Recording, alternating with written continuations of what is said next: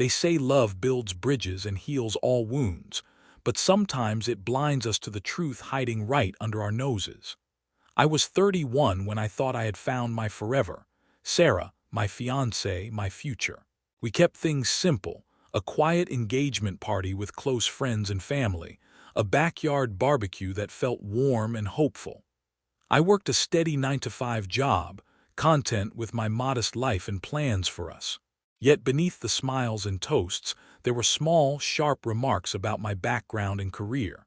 I tried to ignore them, telling myself that love was enough. One Sunday afternoon changed everything. Sarah barged into the room with her phone thrust in my face, her voice cracked and shaking as she demanded answers. The screen showed grainy photos of me leaving a restaurant with another woman. My heart stopped. The woman was a coworker, just a colleague, nothing more. I pleaded and tried to prove my innocence, showing messages that were innocent and professional, but her mind was made up. Every word I begged her to believe felt like dust in a storm.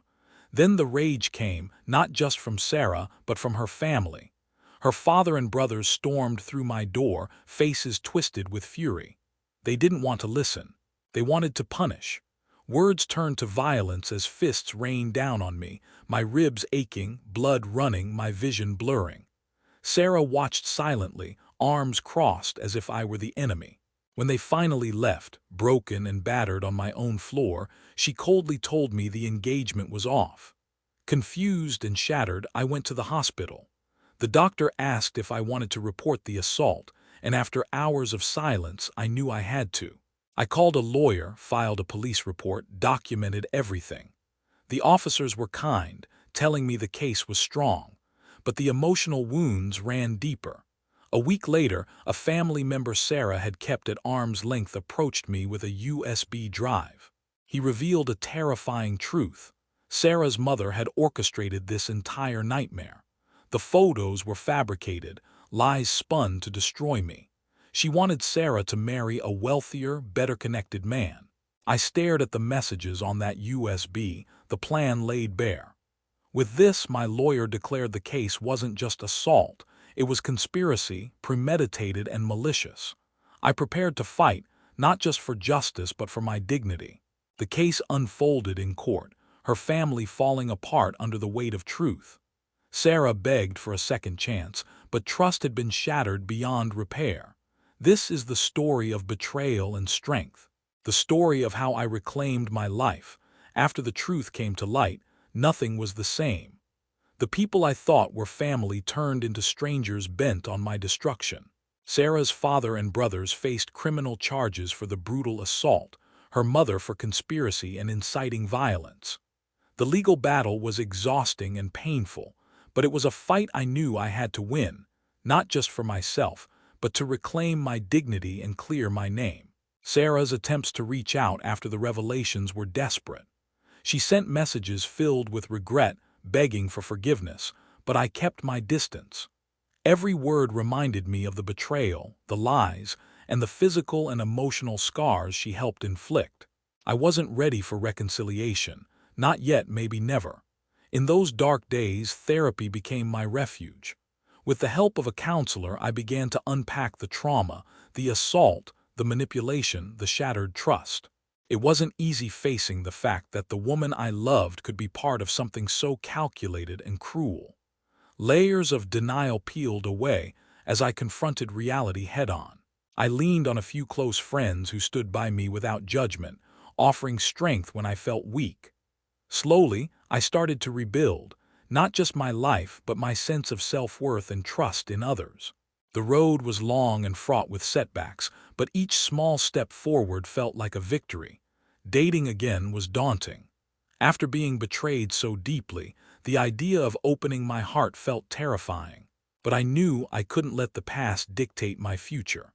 I sought honesty and respect above all else, determined to find a partner who valued me for who I was. The scars from my past remained but became a testament to resilience rather than a source of pain. Meanwhile, Sarah's world crumbled.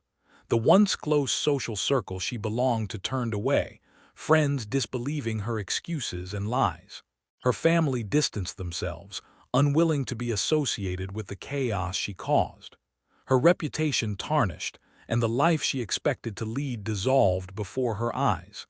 Despite the pain and betrayal, I refused to harbor bitterness. This story isn't about revenge. It's a testament to survival and justice. Watching those who tried to destroy me face the consequences reaffirmed my faith in truth and the law. I'm not the same man I was before. I'm stronger, wiser, and more guarded with my heart. But most importantly, I'm free from the lies, manipulation, and violence. This journey taught me that true love is built on trust, respect, and honesty. Without those, it's merely a fragile illusion. The trial was a grueling experience, but one that finally brought closure. Sitting in the courtroom, I felt a sense of resolve. I recounted every horrific moment, from the deceitful photos to the savage attack that nearly destroyed me. I spoke not just of pain, but of betrayal so deep it threatened to break my spirit. The jury listened intently as evidence was presented, the messages laying bare the conspiracy, the police reports documenting my injuries, and the testimony of the uncle who bravely came forward. It was clear that this was no ordinary case. It was a calculated attempt to ruin a man's life. The defense tried to paint it as a misunderstanding, but the weight of truth was undeniable. When the verdict was read, relief washed over me. The guilty verdict against Sarah's family members was a public acknowledgement of the injustice done. Her father and brothers faced prison sentences for aggravated assault, and her mother was convicted of conspiracy. Sarah herself was left in ruin, her credibility shattered within the community. Despite the legal victory, the emotional aftermath lingered. Sarah reached out one last time, her voice trembling in a voicemail, begging for understanding, claiming she was manipulated. But I had already begun to put myself first. Forgiveness was not in my heart, protection and healing were. I moved on slowly, rebuilding the fragmented pieces of my life. What helped most was embracing new routines, investing in friendships, and rediscovering passions I had set aside. The support of those who stood by me without question was invaluable. Their belief in my truth strengthened my resolve.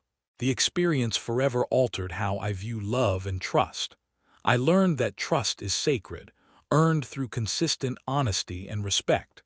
Once broken, it may never fully return, but we can rebuild new bonds that honor our worth. I refuse to let past betrayal dictate future happiness. Looking back, I see the strength I never acknowledged before. I faced darkness, and instead of breaking, I chose to rise. This story is not just mine. It's for anyone betrayed, hurt, or doubted. You have the power to reclaim your life, seek justice, and find peace beyond the scars. Moving forward wasn't easy.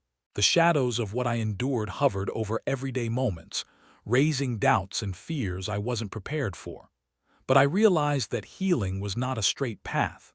It was a journey with highs and lows, steps forward and occasional setbacks. I focused on myself, investing time and energy into my well-being. Therapy sessions helped me unravel lingering pain and rebuild emotional strength. I learned to set boundaries, a vital skill after having mine so grievously crossed. Self-care became a daily ritual, simple things like morning runs, journaling my thoughts, and reconnecting with nature. Friends who once drifted away came back in my life, offering steady support without judgment. They reminded me that despite lost trust, genuine connections are still possible. Their presence helped fill the loneliness that betrayal had carved deep within me. I cautiously dipped my toes back into the dating world.